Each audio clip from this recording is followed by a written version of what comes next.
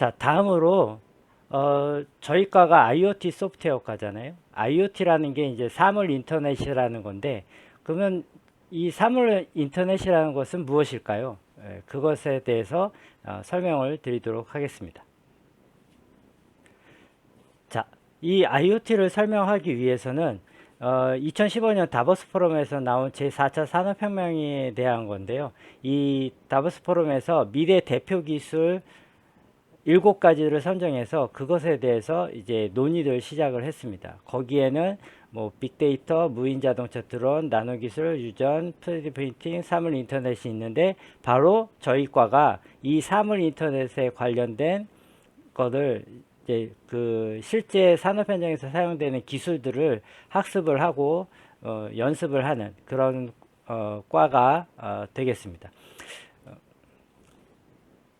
그런데 이게 2015년에 처음 얘기가 나오고 나서 지금 2023년이 되는 시점까지 이 각각의 분야들이 서로 이렇게 융합을 하고 있어요. 그래서 사물 인터넷이 따로 떨어져 있는 게 아니라 사물 인터넷이 빅데이터랑 연결이 되고, 왜냐하면 사물 인터넷으로 다양한 센서나 정보들을 얻어서 그걸 서버에 적재를 하게 되면 그게 빅데이터가 되는 거고, 그 다음에 사물 인터넷 드론이라든가 무인 자동차에 어떤 센서나 컨트롤 장치를 달아서 원격으로 공간 쪽으로 멀리 떨어져서 얘네들을 조종하고 어떤 멀리 있는 곳에 어떤 정보를 추출해서 오는 거, 그게 이제 사물 인터넷이니까 이런 거랑 결합이 되는 거죠. 여기 있는 나노 기술이나 유전학 이런 거랑은 크게 관련은 없지만 여기에 있는 드론, 무인 자동차, 빅데이터, 인공지능, 이런 3D 프린팅 이런 것들은 전부 다 지금 시대에는 사물 인터넷의 기본 원리인 원격 제어, 원격 센싱이라는 이 기본 기술을 가지고 지금은 서로 융합이 돼서 다양한 어플리케이션들이 만들어지고 활용되고 있는 상태입니다. 그러면 이제 사물 인터넷이라는 걸 좀 더 한 발자국 더 들어가서 자세하게 보겠습니다. 이 사물 인터넷의 핵심은 원격 제어랑 원격 모니터링이에요. 이 제어라는 거는 내가 뭐 어떤 동작하는 것을 내 마음대로 조종을 할 수 있다는 거고, 이 원격 모니터링이라는 거는 그 멀리 떨어진 곳의 상태가 어떤지 어떤 감시나 측정 장치를 통해서 온 데이터를 본다거나 또는 아니면 카메라를 달아서 거기에 영상을 보는 이런 게 바로 사물 인터넷의 핵심이에요. 그래서 이런 것들을 하기 위해서 기본적인 3가지 기본 기술이 필요한데, 첫 번째는 디바이스에 대한 거, 두 번째는 그것을 데이터를 전송을 하는 네트워크에 대한 거, 그 다음에 전송된 데이터를 서버에 서버에 저장하고 그 서버에 저장된 데이터를 인터넷망이라는 걸 통해서 사용자한테 서비스를 제공하고, 이런 것들이 3가지가 모여서 한 컨버전스, 즉 융합을 이루어서 이루어지는 것이 바로 이 사물 인터넷이라는 거의 핵심 요소 기술입니다. 자, 우리가 가장 일반적으로 많이 알려진 사물 인터넷의 적용 분야는 스마트 홈인데요. 이 스마트 홈이라는 걸 그림으로 표현을 해보면 이렇게 됩니다. 이거는 LG에서 표현하는 그림인데요. 자, 집에는 다양한 장치들이 있습니다. 예를 들어서 가스라는 것도 사용하고, 그다음에 전등도 사용하고, 도어 잠금 장치도 사용하고, 뭐 환기 에어컨 시스템도 있고, 그다음에 뭐 텔레비전이라든가 라디오 같은 것도 있고, 그런 다양한 장치들이 있는데 그 장치들을 뭐라고 부르냐면 디바이스라고 불러요. 그런 디바이스들을 하나의 마이크로 컨트롤러 시스템을 가지고 수집을 해서 그거를 와이파이, 인터넷 무선 통신을 이용해서 서버 쪽에다가 저장을 하게 되는 거죠.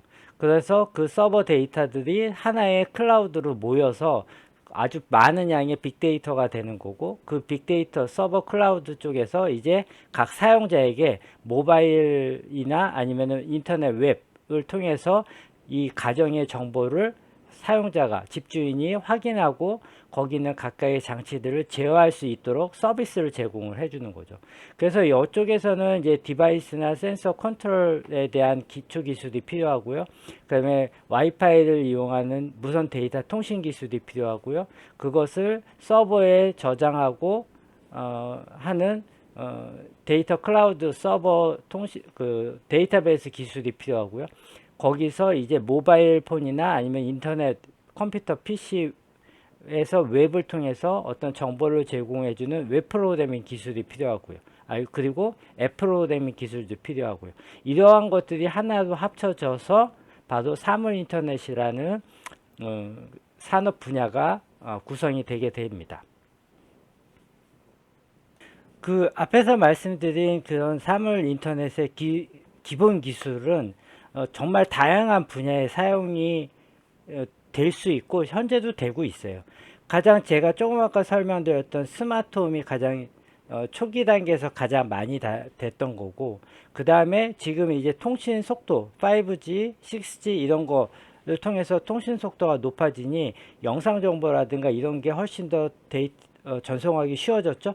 그래서 좀 더 많은 양의 데이터를 필요로 하는 헬스케어 같은 것도 이제 활성화되기 시작을 했고, 그거 이외에도 에너지 스테이션 쪽에서 전력량에 대한 감시, 그 다음에 전력 장치에 대한 제어 이런 것들을 하기 위해서 에너지 스테이션 쪽에서도 적용이 가능하고, 그 다음에 스마트 팩토리, 스마트홈과 스마트 팩토리는 거의 같아요. 왜냐하면 생산량이 어떤지 그것들을 원격으로 데이터를 정보를 수집하고 어떤 공장 생산 프로세스에 있는 어떤 특정 장치를 제어할 수도 있고 이런 것이고요. 여기에 있는 스마트팜 이것도 마찬가지, 스마트 팩토리도 마찬가지로 스마트팜에서도 생물의 생육 상태를 카메라 같은 걸로 보면서 그 다음에 습도, 온도 이런 것들의 데이터를 받아서 사용자가 핸드폰이나 PC로 보면서 습도가 부족하네 그러면은 원격으로 스프링클러를 동작시켜서 물을 준다거나, 온도가 높으면 창문을 개방해서 온도를 환기를 시켜준다거나 이런 동작을 하는 거죠. 그 이외에도 이제 통신센터에서도 그런 것들이 충분히 사용이 가능하고요.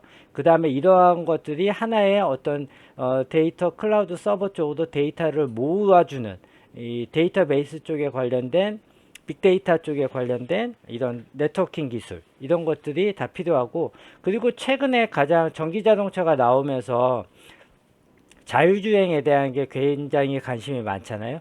근데 이것도 보게 되면 여러분들 이 자동차에서 현재 상태에 대한 정보도 어떤 서버 쪽으로 전송해서 이 자동차 제조사 쪽으로 관리센터 쪽으로 넘겨주려면 원격으로 데이터를 받아야 되잖아요. 그럴 때 사용할 수 있는 게 와이파이밖에 없거든요. 현재 상태에서는. 그래서 이것도 사물 인터넷에서 사용되는 원격 센싱에 대한 기초 기술에 해당되고요. 이 자동차와 이 자동차가 서로 정보를 공유해야 되겠죠. 그때도 사용하는 게 사물 인터넷에 나오는 커넥티드 카 개념의 어떤 데이터 송수신, 무선 데이터 송수신 이런 것들이 전부 다 이 사물 인터넷이 적용 가능한 다양한 산업군입니다. 정말 많은 분야에서 사용이 가능하고요. 그래서 지금 사물 인터넷이 2015년도에 처음 대두되긴 했지만 지금까지도 계속 그 분야에 대한 연구와 개발, 그 다음에 어떤 다양한 아이디어를 바탕으로 한 제품들이 나오는 이유가 바로 그 때문입니다. 지금 말씀드린 것처럼 사물 인터넷은 정말 다양한 분야에 사용될 수 있기 때문에 이쪽에 관련된 많은 인력들을 필요로 하고 있는데요. 그래서 보시게 되면 2019년 지금 충원 계획을 보시게 되면 조금 오래된 자료이긴 한데 지금도 현재 추세는 거의 변화는 없어요. 그래서 개발 쪽에 관련된 인력이 3,000명, 기획 마케팅 900명 뭐 이렇게 나와 있는데 이런 것들에 대한 걸 갖다가 생각하기보다는 이 사물 인터넷을 가지고 내가 어떤 아이디어를 내서 그것을 구현을 할 수 있는지 이런 것들에 대한 것을 여러분들이 많은 어떤 사용과 어떤 체험, 경험 이런 것들을 통해서 많은 아이디어를 주시면 되고요. 그런 것들을 아이디어를 주는 건 일반 사용자가 할 수 있지만 실제로 그걸 구체화하는 거는 개발자 입장이거든요. 근데 우리 과에서 하는 거는 그걸 개발할 수 있는 기초 능력을 학습을 하고 있어요. 그래서 디바이스에 대한 하드웨어적인 부분을 베이스로 해서 그거를 어떻게 내가 운영을 할지, 데이터 센싱은 어떻게 하는지, 제어는 어떻게 하는지, 그거를 하기 위한 전체 보드 시스템은 어떻게 해야 되는지 이런 것들에 대해서 실습을 해가면서 익히는 거기 때문에 여러분들이 정말 다양한 기초 기술을 경험을 해보고 그 중에 몇 가지 분야에 여러분들이 시간과 노력을 투자해서 그거에 좋은 개발자로 여러분들이 나아갈 수 있는 방향성을 여러분들이 찾을 수 있을 거라고 생각을 합니다.